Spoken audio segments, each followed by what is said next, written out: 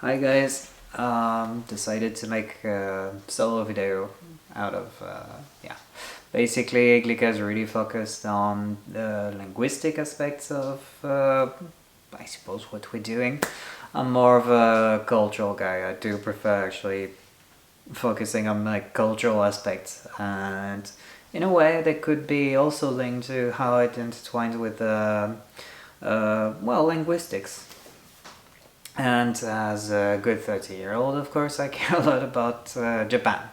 So I thought it would be quite amusing to sort of contrast the two, the two cultural aspects of what I've watched this week, which was so there is a linguistic aspect of it.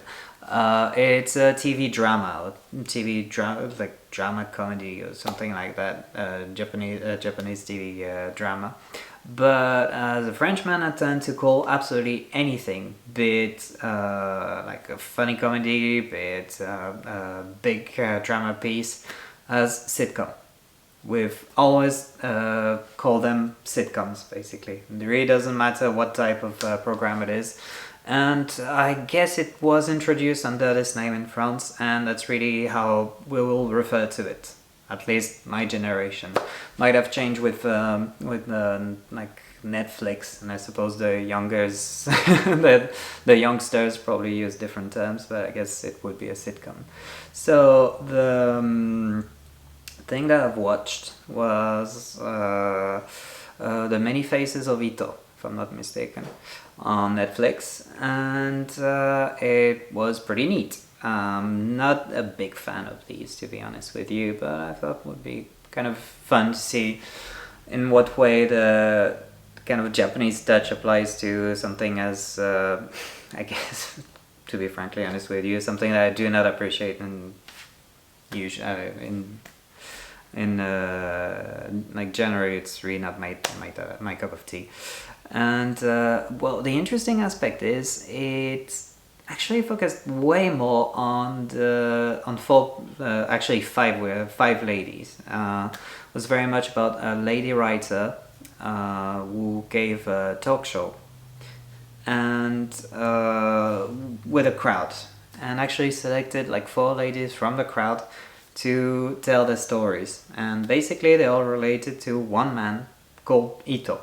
Like she finds it out after after a bit of research, and it's interesting to get into the psyche of those ladies and basically how they relate to this Ito guy, who was, interestingly as well, played by different actors, because that's how the main writer imagined him to be. And but it really goes within the female psychology, I suppose, of the main protagonist, and it's very interesting to sort of have the needs and wants, like the emotional wants of those lady, not being met by this Ito man who was quite frankly not a good, how should I put it, at least not a good lover in the broader sense of the term. He's very how should I put it, uncommitted, uncaring, unsympathetic, quite frankly. And yet everything revolves around the kind of what this man means in those ladies' life. And it's interesting because there are some aspects of the Japanese culture that transpires through this. The kind of like very strong bonds within the ladies, and like what it means to be friend within this the Japanese context. You have this notion of not being true to yourself is a big issue within the show, which I found to be very interesting. It's not something that would have been spoken about in a Western format, and how they relate to one another, how the ladies relate to one another, like through work, through should I put it, within society. It feels like they're also competing against one another most of the time while being friends. It's very interesting to see the sort of Japanese perspective on this genre. And the second one, and it's quite funny, it's the second work of art that I've consumed here. It's quite funny because it's quite different. It's called Inunaki, which was and was actually made by the man who realized The Grudge, Ju-on, like in the 2000s. Okay, that's definitely more my cup of tea. It's basically it's your typical Japanese ghost story. On a personal note, I find it to be very similar to The Fog. And it's a fairly local, a local village that is cursed by something that happened long ago and comes back to haunt the present. In The Fog, you had this gallant ship with a crew with actually like a gallant ship full of riches that was actually sunken and the cruise ship was drowned within the gallant ship, and actually comes back to haunt the town where this that was built thanks to the gold that was within the ship. So you have like the ghost the ghost mariner that comes back to haunt the place where crime was committed. And it's exactly the same thing in what was it, Inunaki, with basically crime was committed to a whole village. A whole village was murdered by someone who like built a dam and made a huge fortune out of it. And basically these two aspects is like the past coming back to haunt the present.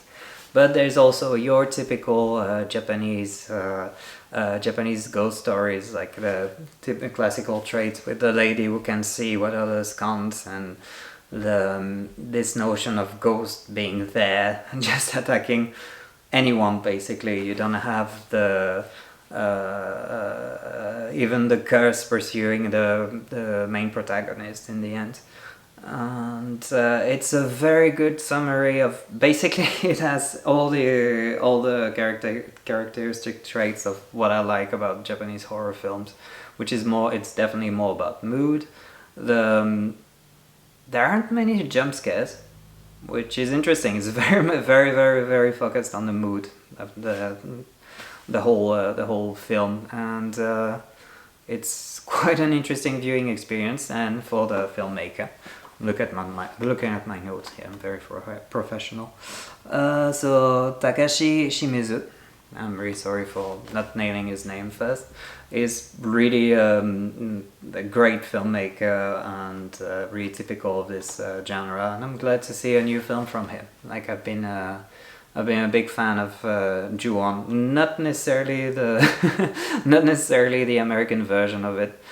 The original was really quite something. Like it's what got me into the horror genre, like on this side of the world, and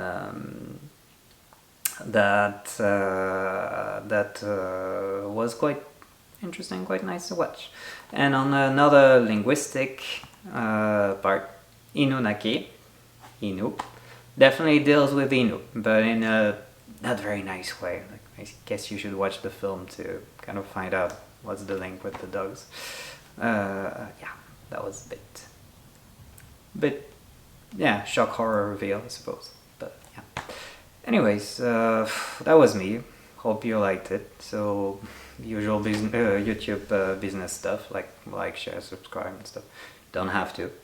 Hope you liked it. See ya.